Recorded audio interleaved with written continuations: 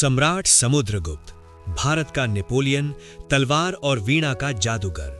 कल्पना कीजिए, चौथी शताब्दी का वो सुनहरा दौर जब गंगा के तट पर प्रयाग के किले में एक विशाल अश्वमेध यज्ञ हो रहा है। घोड़ों की टापें धरती कपा रही हैं, ब्राह्मणों के मंत्रों की गूंज आकाश छू रही है और बीच में खड़ा है एक योद्धा राजा जिसके हाथ में तलवार की जगह वीणा है। वो वीणा की तारें झंकारते हुए स्वर्गीय संगीतकार नारद और तुम्बुरु को भी मात दे रहा है। लेकिन यही राजा कुछ ही पलों पहले दक्षिण के विशाल जंगलों में पल्लवों के राजा विष्णुगुप्त को धूल चटा चुका है, पश्चिम के शक क्षत्रपों को घुटने टेकवा चुका है और पूर्व के समुद्र तक अपनी सेना की विजयी लहरें भेज चुका है। ये कोई स्वर्गीय कथा नहीं, बल्कि समुद्रगुप्त की सच्ची कहानी है। भारत का नेपोलियन, जिसने न सिर्फ साम्राज्य की सीमाएं बढ़ाईं बल्कि संस्कृति की नींव भी मजबूत की। क्या आप जानते हैं कि इस कविराज ने कभी रोम साम्राज्य को दूध भेजा था, या उनके सिक्कों पर खुद को शेर शिकारी के रूप में चित्रित किया गया, जबकि वे कभी जंगल में शिकार पर नहीं जाते थे। आइए इस अद्भुत सम्राट की यात्रा में गोता लगाएं, जहां हर कदम पर एक अनसुना रहस्य और रोमांच इंतजार कर रहा है।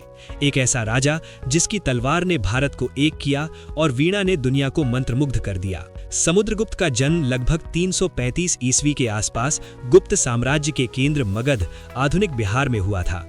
उनके पिता चंद्रगुप्त प्रथम ने लिच्छवी राजकुमारी कुमार देवी से विवाह कर गुप्त वंश को वैधता दी थी और समुद्रगुप्त उनकी संतान थे। लेकिन बचपन से ही समुद्रगुप्त में असामान्य प्रतिभाएं झलकने लगी थीं। प्रारंभिक नाम काचा था, जिसका अर्थ था राजाओं का संहारक, एक ऐसा नाम जो उनके भविष्य की झलक देता था। किंतु असली रहस्य ये था कि काचा कोई साधारण राजकुमार नहीं थे। वे तलवारबाजी के साथ साथ वीणा बजाने और संस्कृत काव्य रचने में भी निपुण थे। इतिहासकारों के अनुसार चंद्रगुप्त प्रथम ने वृद्धावस्था में ही सिंहासन समर्पित कर दिया, क्योंकि समुद्रगुप्त की बुद्धि और शौर्य ने उन्हें प्रभावित कर दिया था। एरन शिलालेख में लिखा है कि समुद्रगुप्त धर्मपरायण, न्यायप्रिय और वीर थे, एक ऐसा संयोजन जो दुर्लभ था। सिंहासनारोहण के बाद समुद्रगुप्त का पहला कदम था विद्रोहियों को कुचलना। उनके सौतेले भाई या अन्य प्रतिद्वंदी राजकुमारों ने बगावत की कोशिश की, लेकिन समुद्रगुप्त ने उन्हें तुरंत परास्त कर दिया। अनोखा तथ्य, प्रयाग प्रशस्ति, इलाहाबाद स्तंभ शिलालेख में उनके दरबारी कवि हरिशेन ने लिखा कि समुद्रगुप्त ने 100 से अधिक युद्ध लड़े और उनके शरीर पर 100 घावों के चिन्ह विजय के प्रमाण थे। लेकिन ये घाव सिर्फ तलवार के नहीं, बल्कि उनके संगीत प्रेम के भी थे, क्योंकि वे युद्ध भूमि में भी वीणा की धुन पर सेना को प्रेरित करते थे। हरिशेन की रचना, जो अशोक स्तंभ पर उत्कीर्ण है, समुद्रगुप्त को प्रथम महाराजाधिराज कहती है, एक ऐसा शीर्षक जो उन्हें चक्रवर्ती सम्राट बनाता है। ये शिलालेख न सिर्फ उनके विजय अभियानों का विवरण देता है, बल्कि उनके दान पुण्य और कला प्रेम को भी उजागर करता है। समुद्रगुप्त के विजय अभियान को 3 चरणों में बांटा जा सकता है: आर्यावर्त, उत्तर भारत, दक्षिणापथ और आत्विक जंगल क्षेत्र।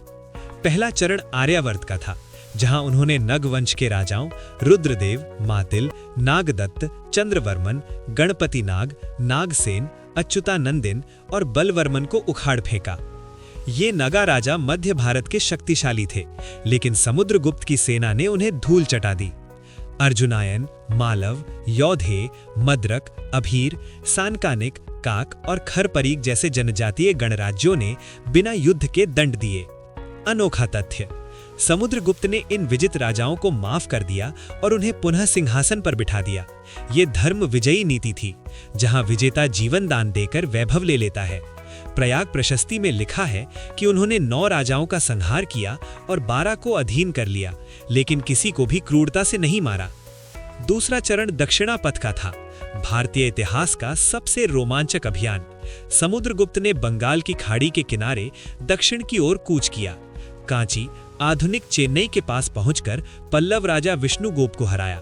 अन्य विजित राजा थे कदंब, कलिंग, कोसल के महेंद्र, महाकांतार के व्याघ्रराज, कुरल के मंठराज, पिष्टपुर के महेंद्रगिरी, कोट्टूर के स्वामीदत्त, एरंडपल्ल के दमन, अवमुक्त के नीलराज, वेंगी के हस्तिवर्मन, पल्लक के उग्रसेन, देवराष्ट्र के कुबेर और कुष्ठलपुर के धनंजय।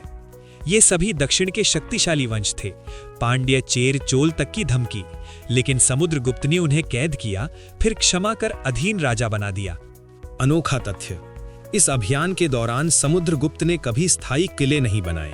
वे घुमंतु सेना के साथ चलते थे और विजित भूमि से सोना लूटकर गुप्त साम्राज्य की अर्थव्यवस्था मजबूत की। इतिहासकार कहते हैं कि इस यात्रा में उन्होंने समुद्र तक पहुंचकर अपना नाम समुद्रगुप्त अर्जित किया। समुद्र अर्थात अथाह विजय। तीसरा चरण अटवीक और सीमांत क्षेत्रों का था। पूर्वोत्तर में कामरूप, देवक, नेपाल, समतट, डावक और कर्तृपुर को अधीन किया। उत्तर पश्चिम में गांधार और कुषाण सासानी को हराया, यहां तक कि सासानी सम्राट शापुर द्वितीय के खिलाफ किदारा का साथ दिया। अनोखा तथ्य, समुद्रगुप्त ने रोम साम्राज्य को दूत भेजा लगभग 351 ईस्वी, जो सासानी युद्धों में सहायता का प्रस्ताव था। ये भारत का पहला ज्ञात राजनयिक संपर्क था जो नेपोलियन जैसे वैश्विक महत्वाकांक्षा दिखाता है। उनकी सीमाएं रावी नदी से ब्रह्मपुत्र तक, हिमालय से गोदावरी तक फैली। पड़ोसी राजा शकमुरुंड, सिंघल, श्रीलंका उनके दरबार में आकर उपहार लाए। सिंघल राजा मेघवर्ण ने बोधगया में विहार बनवाने की अनुमति मांगी, जिसे समुद्रगुप्त ने सहर्ष दी, एक वैष्णव सम्राट का बौद्ध धर्म के प्रति सहिष्णुता का प्रमाण। समुद्रगुप्त सिर्फ योद्धा ही नहीं, बल्कि कला और संस्कृति के संरक्षक थे। प्रयाग प्रशस्ति उन्हें कविराज कहती है, कवियों का राजा। वे स्वयं संस्कृत कविताएं रचते थे और उनकी वीणा वादन की कला इतनी बेजोड़ थी कि स्वर्ग के संगीतज्ञ ईर्ष्या करते। उनके सिक्कों पर वीणा वादक मुद्रा है, जहां वे पद्मासन में बैठे वीणा बजा रहे हैं। अनोखा तथ्य, ये सिक्के कुषाण शैली के थे, लेकिन भारतीय आभूषणों और भरुड़ चिन्ह से सजे। अन्य प्रकार धनुषधारी, अजेय विजेता, परशुधारी, मृत्यु का कुल्हाड़ी, व्याघ्र शार्दूल, शेर शिकारी और अश्वमेध, घोड़े का बलिदान। शेर शिकारी मुद्रा अनोखी है क्योंकि समुद्रगुप्त शिकार प्रेमी नहीं थे। ये प्रतीकात्मक था, दुश्मनों को शेर की तरह शिकार करना। उन्होंने वैष्णव धर्म को बढ़ावा दिया, एरण में विष्णु प्रतिमा स्थापित की, ब्राह्मणों को लाखों गाय और सोना दान किया, सोम यज्ञ और दीक्षा के लिए। अनोखा तथ्य, अश्वमेध यज्ञ जो 100 वर्षों बाद हो रहा था, उन्होंने संपन्न किया। ये चक्रवर्तित्व का प्रतीक था और यज्ञ के बाद उन्होंने स्वयं को अश्वमेध महाराज कहा। उनकी प्रशासनिक नीति दयालु थी, गरीबों की सहायता, विजित राज्यों में कर व्यवस्था सुधार। गुप्त काल 319-320 ईस्वी की शुरुआत उनके शासन से मानी जाती है, जब सिक्कों पर चंद्रगुप्त वर्ष अंकित होने लगा। लेकिन समुद्रगुप्त की कहानी में विवाद भी हैं। उनके बाद रामगुप्त का अल्प शासन, फिर चंद्रगुप्त द्वितीय का उदय। कुछ इतिहासकार मानते हैं कि समुद्रगुप्त ने हूणों के खतरे को भांप लिया था। अनोखा तथ्य, उनके सिक्कों का वजन 8 ग्राम था, जो कुषाण मानक 120 ग्रेन पर आधारित, लेकिन बाद में घटाकर 7.2 ग्राम किया गया, एक आर्थिक चालाकी। उनकी मृत्यु 375 ईस्वी में हुई, उम्र मात्र 56 वर्ष, लेकिन उनकी विरासत अमर है। समुद्रगुप्त ने गुप्त साम्राज्य को स्वर्ण युग का आधार दिया। उनके पुत्र चंद्रगुप्त द्वितीय ने इसे और विस्तार दिया। वे नेपोलियन जैसे थे, रणनीतिक विजेता, लेकिन भारत के नेपोलियन, क्योंकि उन्होंने रक्तपात कम कर एकीकरण पर जोर दिया। कला में वैष्णव मंदिरों का उदय, साहित्य में कालिदास जैसे कवियों का आगमन, सब उनकी देन है। अनोखा तथ्य, प्रयाग प्रशस्ति के ऊपरी भाग गायब है, जो शायद अश्वमेध का वर्णन करते थे। आज भी अशोक स्तंभ प्रयागराज में खड़ा है, समुद्रगुप्त की गाथा गा रहा। क्या आप इस विरासत को संभालेंगे? जय भारत। आज के लिए बस इतना ही। अगर वीडियो पसंद आई तो कमेंट करके बताएं और इसे लाइक करें और शेयर करें। आपने चैनल सब्सक्राइब नहीं किया है तो अभी सब्सक्राइब करें और बेल आइकॉन प्रेस करें।